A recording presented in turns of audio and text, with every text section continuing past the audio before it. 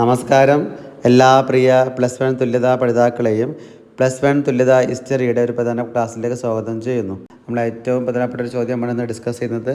Mesopotamian സംസ്കാരം, ഒന്നാം പാഠത്തിലെ ഏറ്റവും പ്രധാനപ്പെട്ട ഒരു ടോപ്പിക്കാണ് മെസപ്പൊട്ടോമിയൻ സംസ്കാരം. Page number 14 chapter number 1. Page number 14 chapter number 1 ഏറ്റവും പ്രധാനപ്പെട്ട ഒരു ചോദ്യമാണ് മെസപ്പൊട്ടോമിയൻ സംസ്കാരം. ഇത് ഷോർട്ട് എസ്സേ ആയിട്ടോ മെയിൻ എസ്സേ ആയിട്ടോ ചോദിക്കാം. ഷോർട്ട് എസ്സേ ആയിട്ടോ മെയിൻ എസ്സേ ആയിട്ടോ നമുക്ക് വരാനിരിക്കുന്ന നമ്മുടെ പരീക്ഷയിൽ ഉണ്ടാകുന്ന ഉറപ്പുള്ള ഒരു ചോദ്യമാണ് ഈ മെസപ്പൊട്ടോമിയൻ സംസ്കാരം. നോക്കാം, നമുക്ക് ഉത്തരത്തിലേക്ക് പോകാം. ചോദ്യം മനസ്സിലായെന്ന് കരുതുന്നു. മെസപ്പൊട്ടോമിയൻ സംസ്കാരം chapter 1 page number 14. Chapter 1 page number 14 plus one തുല്യത ഹിസ്റ്ററി പരീക്ഷയിലെ ഏറ്റവും പ്രധാനപ്പെട്ട ഒരു എസ്സേ ക്വസ്റ്റ്യനാണ് മെസപ്പൊട്ടോമിയൻ സംസ്കാരം. യൂഫ്രട്ടീസ് ടൈഗ്രീസ് നദികൾക്കിടയിൽ കാണുന്ന പ്രദേശമായിരുന്നു മെസപ്പൊട്ടോമിയ. യൂഫ്രട്ടീസ് ടൈഗ്രീസ് നദികൾക്കിടയിൽ സ്ഥിതി ചെയ്യുന്ന പ്രദേശമാണ് മെസപ്പൊട്ടോമിയ. യൂഫ്രട്ടീസ് ടൈഗ്രീസ് നദികൾക്കിടയിൽ സ്ഥിതി ചെയ്യുന്ന പ്രദേശമാണ് മെസപ്പൊട്ടോമിയ. ലോകത്ത് നഗരജീവിതം ആരംഭിച്ചത് മെസപ്പൊട്ടോമിയയിലാണ്. സിറ്റി ലൈഫ് ലോകത്ത് നഗരജീവിതം ആരംഭിച്ചത് മെസപ്പൊട്ടോമിയയിലാണ്. യൂഫ്രട്ടീസ് ടൈഗ്രീസ് രണ്ട് നദികൾക്കിടയിലുള്ള ഇടയിലുള്ള പ്രദേശമായിരുന്നു മെസപ്പൊട്ടോമിയ. യൂഫ്രട്ടീസ് ടൈഗ്രീസ് എന്നീ രണ്ട് നദികൾക്കിടയിലുള്ള സ്ഥിതി ചെയ്യുന്ന പ്രദേശമായിരുന്നു മെസപ്പൊട്ടോമിയ. യൂഫ്രട്ടീസ് ടൈഗ്രീസ് നദികൾക്കിടയിൽ സ്ഥിതി ചെയ്യുന്ന പ്രദേശമാണ് മെസപ്പൊട്ടോമിയ. ലോകത്ത് ആദ്യമായി നഗരജീവിതം ആരംഭിച്ചത് മെസപ്പൊട്ടോമിയയിലാണ്. മെസപ്പൊട്ടോമിയയുടെ ഇന്നത്തെ ഇറാഖ് ഉൾപ്പെടുന്ന പ്രദേശമായിരുന്നു മെസപ്പൊട്ടോമിയ. ഇന്നത്തെ ഇറാഖിൻ്റെ പഴയ പേര്, അല്ലെങ്കിൽ ഇന്നത്തെ ഇറാഖ് ഉൾക്കൊള്ളുന്ന പ്രദേശമായിരുന്നു മെസപ്പൊട്ടോമിയ. മെസപ്പൊട്ടോമിയ എന്ന വാക്കിൻ്റെ അർത്ഥം നദികൾക്കിടയിലുള്ള പ്രദേശം എന്നാണ്. മെസപ്പൊട്ടോമിയ എന്ന വാക്കിൻ്റെ അർത്ഥം നദികൾക്കിടയിലുള്ള പ്രദേശം എന്നാണ്. അപ്പോൾ അതിൻ്റെ ആ വേർഡിൻ്റെ അർത്ഥം പഠിച്ചു. എന്താ മെസപ്പൊട്ടോമിയ എന്ന വാക്കിൻ്റെ അർത്ഥം? മെസപ്പൊട്ടോമിയ എന്ന വാക്കിൻ്റെ അർത്ഥം നദികൾക്കിടയിലുള്ള പ്രദേശം എന്നാണ്. ലോകത്ത് നഗരജീവിതം ആരംഭിച്ചത് എവിടെയാണ്? മെസപ്പൊട്ടോമിയയിലാണ്. മെസപ്പൊട്ടോമിയയുടെ അർത്ഥം എന്താണ്? നദികൾക്കിടയിലുള്ള പ്രദേശം. മെസപ്പൊട്ടോമിയ എന്ന വാക്കിൻ്റെ അർത്ഥം നദികൾക്കിടയിലുള്ള പ്രദേശം. ലോകത്ത് നഗരജീവിതം ആരംഭിച്ചത് മെസപ്പൊട്ടോമിയയിലാണ്. യൂഫ്രട്ടീസ് ടൈഗ്രീസ് എന്നീ നദികൾക്കിടയിലുള്ള പ്രദേശമായിരുന്നു മെസപ്പൊട്ടോമിയ. യൂഫ്രട്ടീസ് ടൈഗ്രീസ് പറഞ്ഞ നദികൾ സങ്കല്പിക്കുക. ആ രണ്ട് നദികൾക്കിടയിലുള്ള പ്രദേശമാണ് മെസപ്പൊട്ടോമിയ. മെസപ്പൊട്ടോമിയയിലാണ് ലോകത്ത് ആദ്യമായിട്ട് നഗരജീവിതം ആരംഭിച്ചത് മെസപ്പൊട്ടോമിയയിലാണ്. പിന്നെ മെസപ്പൊട്ടോമിയ എന്ന വാക്കിൻ്റെ അർത്ഥം നദികൾക്കിടയിലുള്ള പ്രദേശം എന്നാണ്. മെസപ്പൊട്ടോമിയ എന്ന വാക്കിൻ്റെ അർത്ഥം നദികൾക്കിടയിലുള്ള പ്രദേശം എന്നാണ്. പിന്നെ അതിൽ പറയുന്നത് ഉർക്ക് മാരി എന്നിവയാണ് മെസപ്പൊട്ടോമിയയിലെ പ്രധാന നഗരങ്ങൾ. ഉർക്ക് മാരി ഈണത്തിൽ പഠിച്ചു വെക്കാവുന്നതേ ഉള്ളൂ. ഉർക്ക്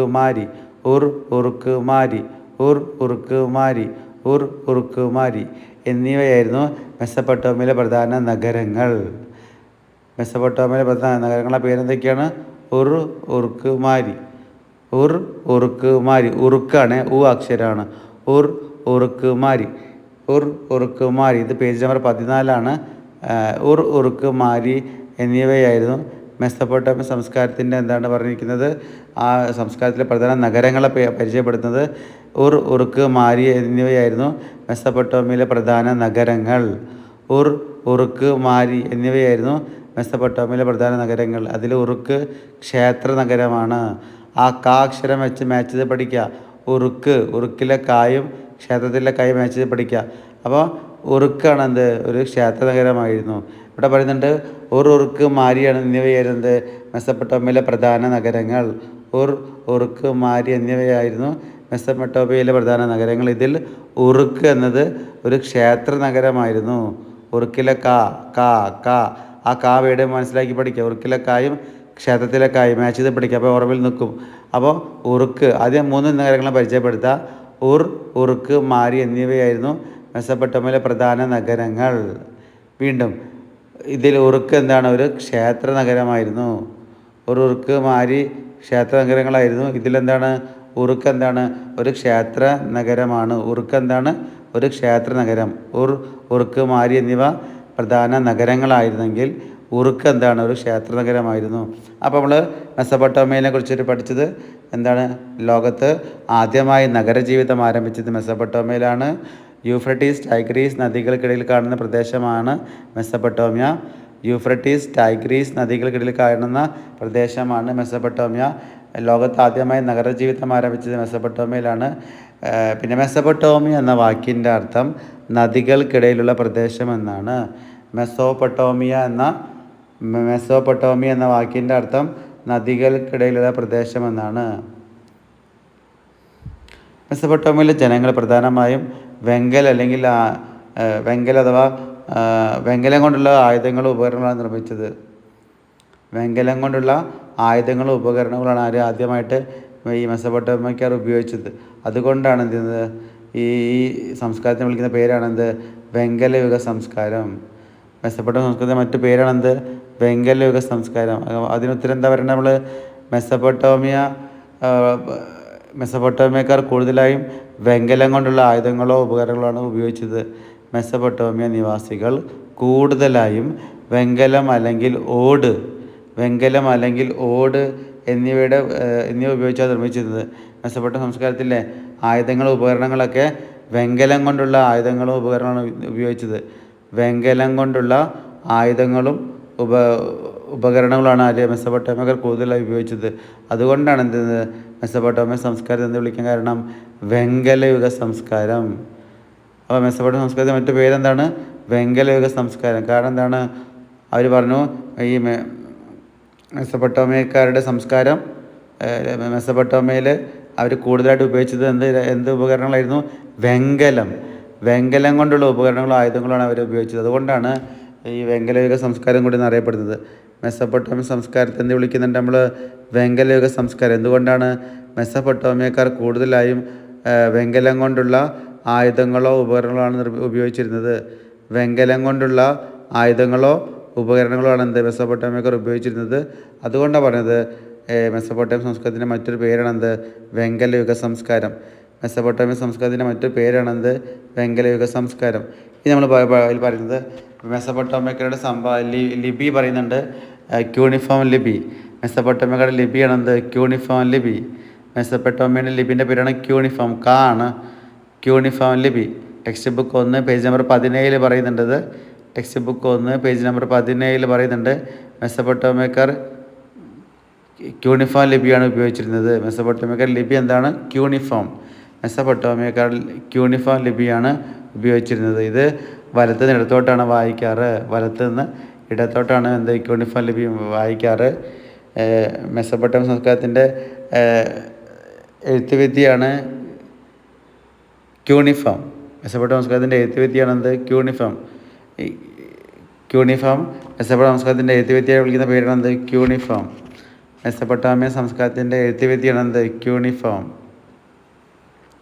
ഇത് വലത്ത് നിന്ന് ഇടത്തോട്ടാണ് എഴുതാറ്.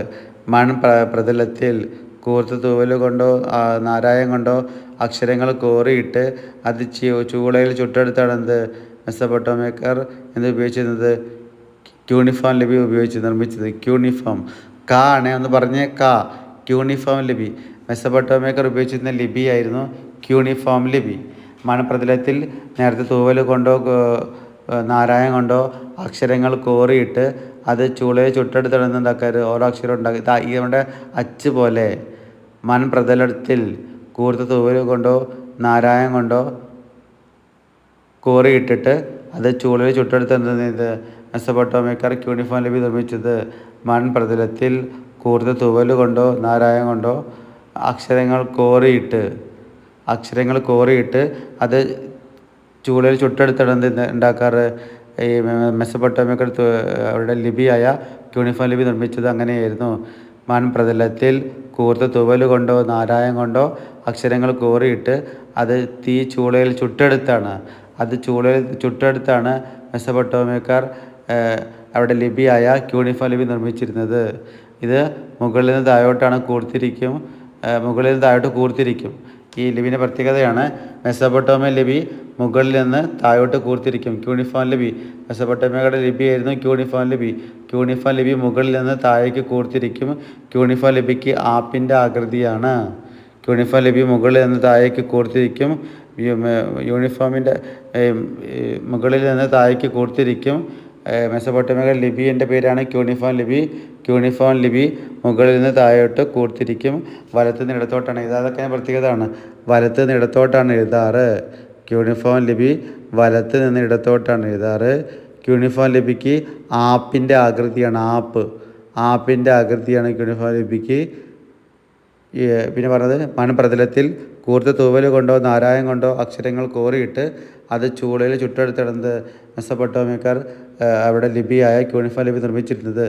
മൺപ്രതലത്തിൽ കൂർത്ത തൂവൽ കൊണ്ടോ നാരായം കൊണ്ടോ അക്ഷരങ്ങൾ കോറിയിട്ട് അത് ചൂളയിൽ ചുട്ടെടുത്താണ് മെസൊപ്പൊട്ടേമിയക്കാർ അവരുടെ ലിപിയായ ക്യൂണിഫോം ലിപി നിർമ്മിച്ചത്. മൺപ്രതലത്തിൽ കൂർത്ത തൂവൽ കൊണ്ടോ നാരായം കൊണ്ടോ അക്ഷരങ്ങൾ കോറിയിട്ട് അത് ചൂളയിൽ ചുട്ടെടുത്താണ് മെസൊപ്പൊട്ടേമിയക്കാർ അവിടെ ലിപിയായ ക്യൂണിഫോം ലിപി നിർമ്മിച്ചത്. പിന്നെ ക്യൂണിഫോം ലിപിൻ്റെ ആകൃതി ആപ്പിൻ്റെ ആകൃതി. ക്യൂണിഫോം ലിപിൻ്റെ ആകൃതി ആപ്പിൻ്റെ ആകൃതി. പിന്നെ യൂണിഫോം ലിപിൻ്റെ മറ്റു പ്രത്യേകത മുകളിൽ നിന്ന് താഴേക്ക് കൂർത്തിരിക്കും.